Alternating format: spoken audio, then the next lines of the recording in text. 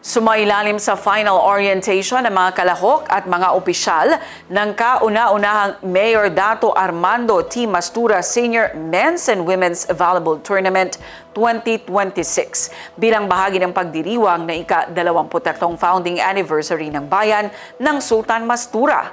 Ang Partners in Peace and Progress story sa report. Kasabay ng oryentasyon ng pamamahagi ng libreng upper uniform para sa lahat ng kalahok na kupunan at manlalaro.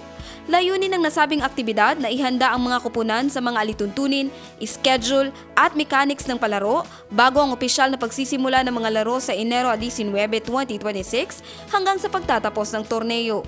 Hinikayat din ng lahat ng manlalaro at opisyal ng kupunan na patuloy na subaybayan ang opisyal na pahina para sa mga anunsyo at game schedules upang matiyak ang maayos at organisadong daloy ng kompetisyon.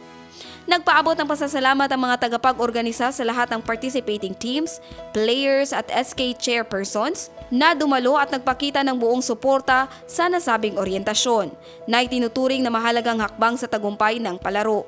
Nagpapasalamat din ang mga ito sa alkalde at sa LGU sa patuloy na suporta at dedikasyon sa pagpapaunlad ng sport sa munisipalidad. Pinasalamatan ng dating alkalde, Dato Armando Jr. Mastura, na ngayon Municipal Sports Coordinator sa kanyang walang sawang paggabay at paghihikayat upang mas mapalakas ang kultura ng palakasan at pagkakaisa sa komunidad. Inaasahang magsisilbing plataporma ang naturang torneo hindi lamang sa pagpapalakas ng pisikal na kakayahan ng kabataan, kundi pati na rin sa pagtataguyod ng disiplina, sportsmanship at pagkakabuklod ng mamamayan ng Sultan Mastura. Jan Garcia, iMinds, Philippines.